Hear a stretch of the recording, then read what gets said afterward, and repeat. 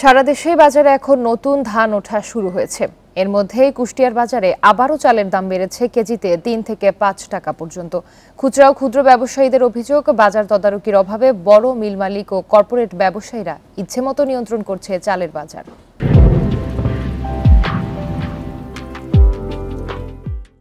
এ নিয়ে আরো জানাতে কুষ্টিয়া থেকে যুক্ত হচ্ছেন সহকর্মী মিলন উল্লাহ।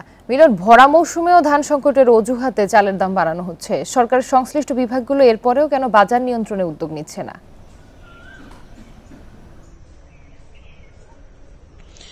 হ্যাঁ, আসলে চালের দাম বৃদ্ধির ব্যাপার যেটি বলছিলেন সেটি যদি আমি আপনাকে বলি, সেটা হলো যে বছরের শুরুতে যখন একবার চালের বাজার অস্থির হয়েছিল, এই চলতি বাজারে বছরের শুরু থেকে, তখন কিন্তু সরকারের পক্ষ থেকে কুষ্টিয়া জেলা প্রশাসক মিল মালিকদের সাথে বৈঠক করে চালের একটি নির্দিষ্ট দাম বেঁধে দিয়েছিল যে সরু জাতের যে চালগুলো সেইগুলো ৬২ টাকা খুচরা পাইকারি এবং ৬৪ টাকা খুচরা বিক্রি হবে।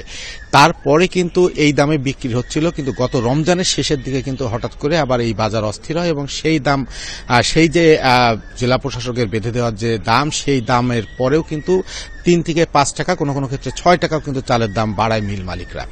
সেই যে দাম বৃদ্ধির অবস্থানটি ছিল সেটিও কিন্তু এখনো স্থিতিশীল অবস্থায় আছে, সেই দামটি কিন্তু এখনো কমেনি। কিন্তু এখন কিন্তু ধানের ভরা মৌসুম, যেটা মিল মালিকদের কথা মতে তারা যেটা সরু জাতের চাল যেটাকে মিনিকেট বলে চালায়, সেই জাতের যে ধান, সেই ধানটির কিন্তু এখন ভরা মৌসুম। এই বৈশাখী মাসের শেষের দিকে কিন্তু এই ধানটি কেটে ফেলা হয় এবং এই ধানটি উত্তরবঙ্গ সহ বেশ কিছু জেলায় হয়, যেটি কিন্তু কুষ্টিয়াতে আবাদ হয় না। আর এই ধানগুলোকে কিন্তু কুষ্টিয়াতে নিয়ে আসা হয় এবং প্রসেসিং করে চাল বানিয়ে বাজারে বিক্রয় করা হয়। মিল মালিকদের সাথে এর আগে যখন আমরা কথা বলেছিলাম তখন কিন্তু তারা আমাদেরকে জানিয়েছিলেন যে এই বৈশাখের পরে কিন্তু চালের বাজারটি কমের দিকে যাবে এবং বাজারে এর প্রভাব পড়বে, কিন্তু এখনো কিন্তু এর কোনো প্রভাব বাজারে পড়েনি। আমরা দেখেছি যে আগে যে মিনিকেট বা সরুর চাল যে 65, 66, 67 বা 70 টাকা কেজি দরে বিক্রি হচ্ছিল পোকার ভেদে, সেটা কিন্তু এখনো বাজারে এই একই অবস্থা আছে।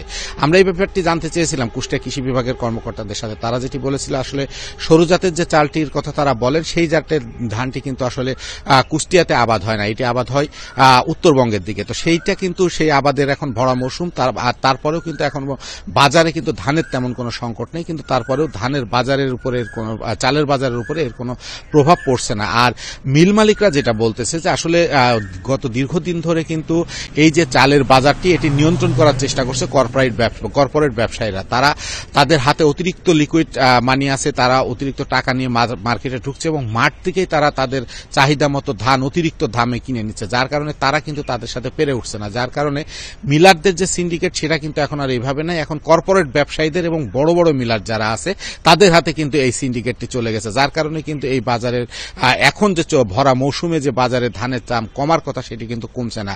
আর এই মৌসুমে যদি চালের দাম না কমে, তাহলে কিন্তু এরপরে আর কমার ব্যাপারেও সন্দেহ আছে খুচরা ব্যবসায়ী এবং ভোক্তারা। তো এই ছিল আমার কাছে কুষ্টিয়া থেকে চালের বাজারের শেষ সংবাদ।